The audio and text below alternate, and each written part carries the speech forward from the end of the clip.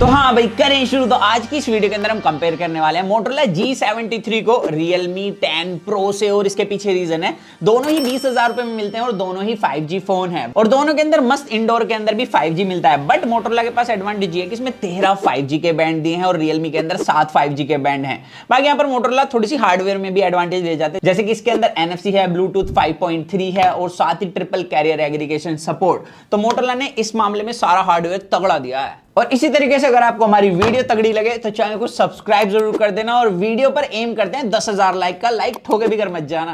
और 5G के साथ साथ एक और जो कॉमन चीज है वो है दोनों के अंदर IPS LCD पैनल मिलता है, फुल HD, वो भी 120 हर्ट्ज रिफ्रेश रेट के साथ। लेकिन यहाँ पर दो चेंजेस आ जाते हैं। एक तो भाई मोटोरोला के पास 6.4 इंच का पैनल है और Realme के पास 6.7 इंच का। और इसी के साथ जब आप एडेप्टिव रिफ्रेश रेट पर रखोगे ना दोनों को, तो यहाँ पर मोटोरोला का refresh rate 30 to 120 hertz adaptive पर रहता है। मतलब जब आप कोई फोटो वगैरह देख रहे हो तो 30 हर्ट्ज पर स्विच हो जाएगा, जब आप स्क्रॉल अप स्क्रॉल डाउन कर रहे हो वहां पर 120 हर्ट्ज रहेगा।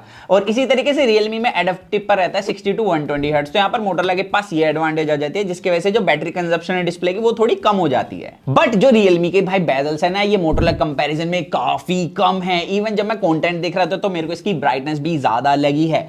लेकिन भाई जब हमने कंटेंट क्वालिटी अच्छे से एनालाइज करी तो यहाँ पर साफ देखने में मिलता है कि मोटोरोला की डिस्प्ले ज्यादा शार्प है और इसके अंदर कलर्स भी ज्यादा अच्छे मिलते हैं। Realme में काफी हद तक फेडेड कलर लगे मुझे। और ऊपर से मोटोरोला के पास एडवांटेज एक और है, अगर आप HDR में कंटेंट स्ट्रीम करना चाहते हो YouTube पर तो इसके अंदर कर सकते हो। Realme के अंदर HDR का कोई ऑप्शन नहीं मिलता YouTube पर प्ले करने का। और ऐसा नहीं है, ये जो डिफरेंस है वो सिर्फ कंटेंट देखते हुए आपको पता लगेगा। जब आप नॉर्मली भी दोनों फोन को चलाओगे और हल्का सा टिल्ट करोगे ना, तो यहाँ पर भाई Realme में एक चीप सा टिंट मिलता है रेड कलर का, जो काफी अजीब लगता है। अब दोनों फोनों के अंदर जो 120 हर्ट्ज है उन्हें चलाने का मजा तो काफी अच्छा है। लेकिन ऐप ओपनिंग क्लोजिंग की जहां पर बात आएगी ना भाई, मोटोरोला के अंदर मस्त एनिमेशन मिलती है ऐप ओपन क्लोज करते समय।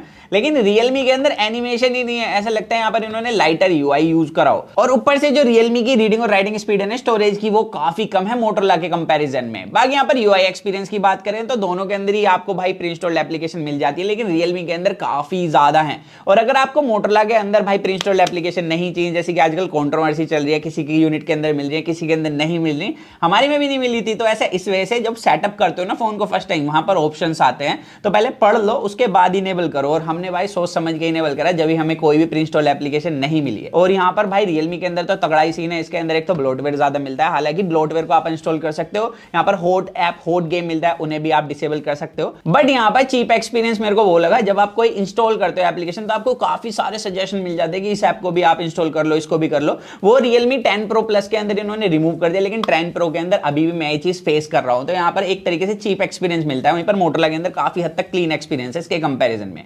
और दोनों ही फोन 1 साल की OS अपडेट के साथ आते हैं और 3 साल के सिक्योरिटी पैच के साथ। और मोटोरोला ने UI के अंदर कुछ सिक्योरिटी के फीचर्स भी डाले, जैसे मोटोरोला का सिक्योर आ गया है और इसके अंदर फैमिली स्पेस है, जिसकी बात हमने अनबॉक्सिंग वीडियो के अंदर अच्छे से करी है, तो इसकी अनबॉक्सिंग चेकआउट कर सकते हो। अब दोनों की अगर पावर की बात करें तो Realme आता है Snapdragon 695 प्रोसेसर के साथ, तो मोटोरोला को लगा भाई नया प्रोसेसर लाते हैं, इन्होंने Dimensity 930 डाल दिया।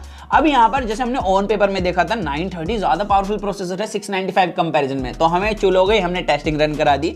और यहाँ पर CPU थ्रोटलिंग के अंदर जो कंसिस्टेंसी है, क्योंकि भाई जो Snapdragon 695 पुराना प्रोसेसर हो गया तो ऑप्टिमाइजेशन के साथ कंसिस्टेंसी इसकी स्लाइटली बेटर कर दी है। बट यहाँ पर अगर आप मैक्सिमम जिप्स देखो तो वहां पर 930 ज्यादा अच्छा परफॉर्म कर रहा है। और इसी तरीके से Antutu के अंदर जो स्कोर है 930 का ज्यादा अच्छा मिला और इसका जो हीट कंट्रोल है वो भी बेटर है Realme के कंपैरिजन में। अब ये बात तो गई ऑन पेपर, जैसे हमने देखा था वही हमें हमारे रिजल्ट के अंदर देखने के लिए मिला। अब यहाँ पर गेमिंग परफॉर्मेंस की बात करें तो सबसे पहले मोटोरोला के पास सारी सेटिंग अनलॉक मिलती हैं, वहीं पर Realme के पास भाई अभी अनलॉक करने की जरूरत है। और यहाँ पर जब हमने हाई परफॉर्मेंस मोड इनेबल करा दोनों के अंदर और गेम प्ले करा, तो यहाँ पर साफ एक्सपीरियंस करने के लिए मिला कि मोटोरोला का जो गेम प्ले है वो ज्यादा स्मूथ और ज्यादा कंसिस्टेंट है। इवन जो मोटोरोला है वो Realme कंपैरिजन में एक वॉर्म भी कम होता है गेमिंग के टाइम पर, तो यहाँ पर मोटोरोला की जो परफॉर्मेंस है वो एक्चुअली Realme कंपैरिजन में ज्यादा तगड़ी मिली। अब एक ऐसी चीज की बात करते हैं जिसके लिए हम कंप्यूटर जी को ले आए, समझ तो गए होंगे आप, हम यहाँ पर कैमरास की बात करने वाले हैं। तो भाई जो Realme है इसके अंदर 108 मेगापिक्सल का मेन कैमरा दिया है और भाई अल्ट्रा वाइड है ही नहीं, इसके अंदर 2 मेगापिक्सल का मैक्रो डाल दिया है। वहीं पर मोटोरोला के अंदर 50 मेगापिक्सल का मेन कैमरा सेंसर है और जो अल्ट्रा वाइड है वो भी है इसके अंदर 8 मेगापिक्सल का। तो यहाँ पर हमने वीडियो रिकॉर्ड करी सबसे पहले फ्रंट कैमरे से और फ्रंट दोनों के अंदर 16 मेगापिक्सल ही है। ये दोनों के फ्रंट कैमरे की वीडियो क्वालिटी है और दोनों के अंदर ही ना आप रिकॉर्ड कर सकते हो 1080p 30 fps में वीडियो। एंड यहाँ पर मोटोरोला के अंदर ना आप 720 में स्विच नहीं कर सकते, लेकिन रियलमी में किया जा सकता है। बट रियलमी ने देखो कितना बैकग्राउंड उड़ा रखा है भाई, वहीं पर मोटोरोला ने कितने अच्छे से बैकग्राउंड को मेंटेन करके रखा है। फोन कुछ इस प्रकार की वीडियो रिकॉर्ड करते हैं। और यहाँ पर रियलमी के अंदर एक सीन है कि आप इसमें ना 1080p 30 fps तक वीडियो रिकॉर्ड कर सकते हो। 60 fps में रिकॉर्ड करनी है तो 720p में स्विच करना पड़ेगा। वहीं पर मोटोरोला के अंदर 1080p 60 fps तक का ऑप्शन मिलता है। तो वीडियो रिकॉर्डिंग में आप बताना आपको किसकी वीडियो और ऑडियो क्वालिटी अच्छी लगी है। बाकी यहाँ पर फोटोज की बात करें तो हमने देखा कि डेप्थ ऑफ फील्ड भाई मोटोरोला के पास ज्यादा अच्छा है। मोटोरोला के पास ना आप थोड़ा सा पास जाके फोटो क्लिक कर सकते हो, और शार्पनेस भी मोटोरोला के पास बेटर देखने के लिए मिली है जब आप फुल पत्तियों की फोटो क्लिक करोगे। बाकी यहाँ पर हमने ह्यूमन की फोटो कैप्चर करी, और यहाँ पर कलर्स मुझे रियलमी के स्लाइटली वाइब्रेंट लगे हैं, जैसे कि आजकल लोगों को चाहिए। वहीं पर मोटोरोला ना काफी तक नेचुरल कलर रखने की कोशिश करता है। तो यहाँ पर दोनों की ही अपनी अपनी ऑडियंस है। बाकी आप बता सकते हो आपको किसके कलर अच्छे लग रहे हैं। बट डायनेमिक रेंज मेरे को रियलमी की स्लाइटली बेटर लगी है अपोजिट सनलाइट। एंड यहाँ पर शार्पनेस के मामले में दोनों इक्वली परफॉर्म करते हैं। पोर्ट्रेट मोड के अंदर एज डिटेक्शन दोनों का बराबर है, फर्क आता है तो सिर्फ कलर्स में। लाइट कंट्रोल दोनों अच्छे से कर लेते हैं, और लो लाइटिंग परफॉर्मेंस में भी मेरे को यहाँ पर दोनों इक्वली लगे हैं। बात आती है अब नाइट मोड की, तो नाइट मोड के अंदर हमने देखा मोटोरोला ना शार्प इमेज कैप्चर करता है, वहीं पर रियलमी ब्राइट करने पर फोकस करता है। तो यहाँ पर मेरी पिक रहेगी मोटोरोला इस मामले में। अब यहाँ पर बैक कैमरे में भाई जैसे मोटोरोला के पास एडवांटेज है 8 मेगापिक्सल का अल्ट्रा वाइड है, तो यहाँ पर इसकी भी आप फोटो क्वालिटी देख सकते हो। भाई 20,000 के अंदर अभी काफी कम कंपनी अल्ट्रा वाइड दे रही है, और उसके हिसाब से यहाँ पर बढ़िया क्वालिटी आ रही है। और ये सेंसर 3 तरीके से काम करता है, अल्ट्रा वाइड, डेप्थ और मैक्रो की तरह। तो एक में आपको 3 कैमरास की खूबी मिल रही है। अब बात करते हैं सीधा फ्रंट कैमरे की। एंड यहाँ पर जो कलर्स हैं अगेन उसमें डिफरेंस आता है। मोटोरोला थोड़े से नेचुरल साइड पर कलर रखता है, और रियलमी थोड़े से वाइब्रेंट कर देता है, जो कि अगेन आपकी पर्सनल प्रेफरेंस है।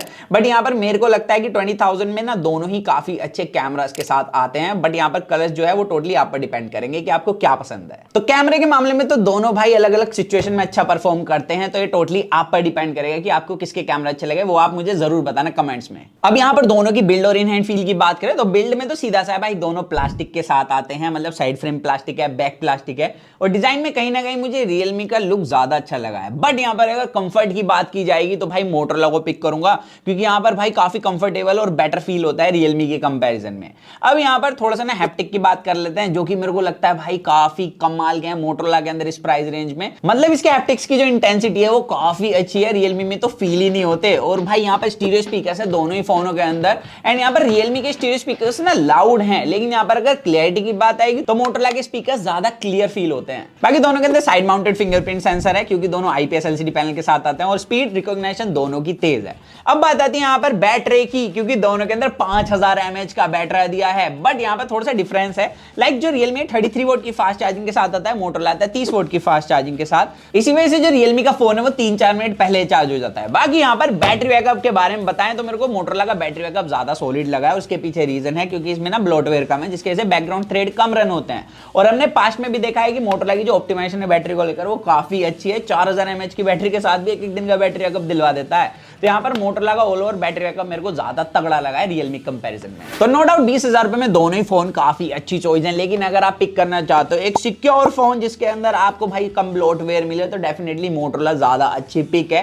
यहाँ तक कि अगर आप गेमिंग के लिए भी इन दोनों में से एक फोन पिक करना चाहते हो तो मोटोरोला का जो गेमिंग एक्सपीरियंस है वो ज्यादा बेटर है। बाकी पैसा आपका, चॉइस आपकी, आप मुझे कमेंट सेक्शन में जरूर बताना कि आप दोनों में से किस फोन को बाय करना पसंद करोगे। और वीडियो अच्छी लगे तो भाई चैनल को सब्सक्राइब किए भी कर मत जाना, और वीडियो पर एम करते 10,000 लाइक्स का। सो दैट्स इट गाइस, मिलते जल्दी कूल और एक्साइटिंग वीडियो में। तो जब तक के लिए जो मन में गैस वो करें, do what your heart feel, stay tuned with that HFV and Box guys।